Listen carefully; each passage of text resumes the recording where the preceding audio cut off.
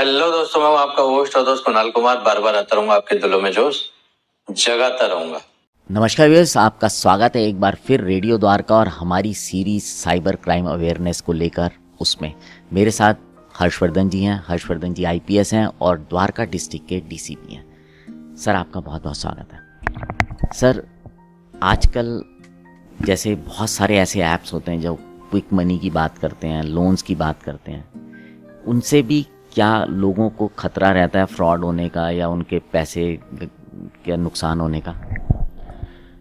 आजकल जो है ये लोन ऐप्स का एक सिलसिला चला था। अभी भी कई सारे हैं, बहुत सारे हटा भी दिए गए हैं, बट अभी भी बहुत सारे इजी लोन ऐप्स अवेलेबल हो जाते हैं जिसमें कि without any verification, without any TDS documentation ये होता है कि आप उसमें अपना अकाउंट बनाइए और आपको कुछ पैसे आपको दे दिए जाएंगे आपके अकाउंट नंबर में। ये इनिशियली तो बड़ा अच्छा लगता है। People take loans from it, small loan 10,000 15,000 even smaller amounts ले लेते हैं। उसके बाद उनको परेशानी काफ़ी ज़्यादा झेलना पड़ता है।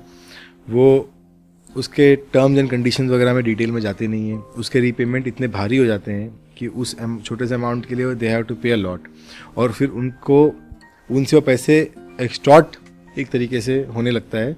क्योंकि जब आपने वो ऐप डाउनलोड किया तो आप इस बात का ध्यान नहीं देते हैं कि आपने उस ऐप को क्या क्या चीज़ का परमिशन दे दिया। आपने अपने फ़ोन में जो फोटोग्राफ्स हैं, आपके जो कॉन्टैक्ट्स हैं, सबको एक्सेस करने का परमिशन दे दिया। तो आपने उस टाइम लोन ले लिए। उसके बाद आपके फ़ोन में ही जो फोटोग्राफ्स हैं, आपके जितने सारे कॉन्टैक्ट्स हैं, उन सबको आपके ही फोटोग्राफ्स को मॉर्फ करके, या अगर कोई और ऐसा कोई ऑब्जेक्शनेबल फोटोग्राफ आपके फ़ोन में मिल गया तो उसको भी यूज़ करके आपके जो कॉन्टैक्ट्स हैं उन सबको ही भेजने लगते हैं टू प्रेशराइज यू टू पे मनी,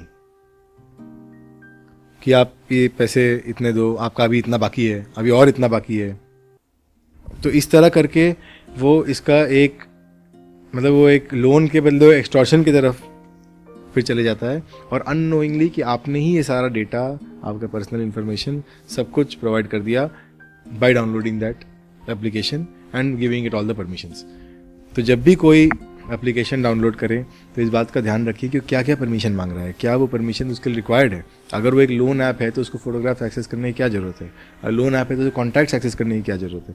और कोई भी आदमी बिना डॉक्यूमेंटेशन के लोन क्यों देगा, जब लोन के लिए एक क्रेडिट रेटिंग होता है, बहुत सारी चीज़ें होती हैं, एक बैकग्राउंड देखा जाता है।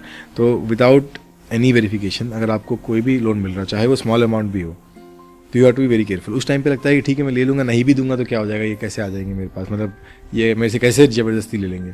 बट उसके बाद वो इतना ज़्यादा हरासमेंट हो जाता है इस आदमी का मेंटली, कि बहुत सारे लोग उस मेंटल हरासमेंट के कारण अनड्यू अमाउंट ऑफ मनी भी देना शुरू कर देते हैं। तो इसका बहुत ज़्यादा ध्यान रखना है और इस लोन ऐप्स के चंगुल में बिल्कुल नहीं फंसना है।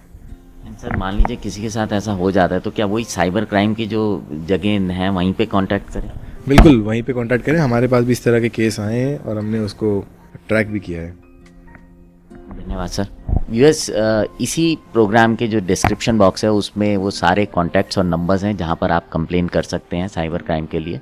और एक बार सर आपका फिर बहुत बहुत धन्यवाद दूंगा। यूएस, उम्मीद करता हूँ ये जानकारी आपके लिए फ़ायदेमंद होगी, और प्लीज़ इस तरह की चीज़ों को सिर्फ अपने तक ना रखें, अपनों तक भी साझा करें ताकि वो लोग भी सावधान रहें और इस प्रकार की किसी भी तरह होने वाले संभावित नुकसान से बच सकें। बाप से विदा लेते हैं, बने रहें रेडियो द्वारका के साथ।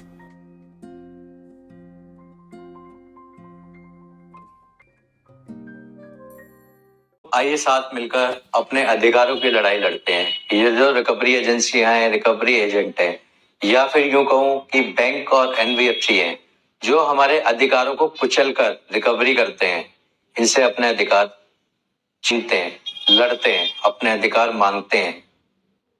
मेरे द्वारा दी गई जानकारी अच्छी लगती हो तो वीडियो लाइक करें, शेयर करें। अगर आप मेरे चैनल पे नए हैं तो चैनल सब्सक्राइब करें।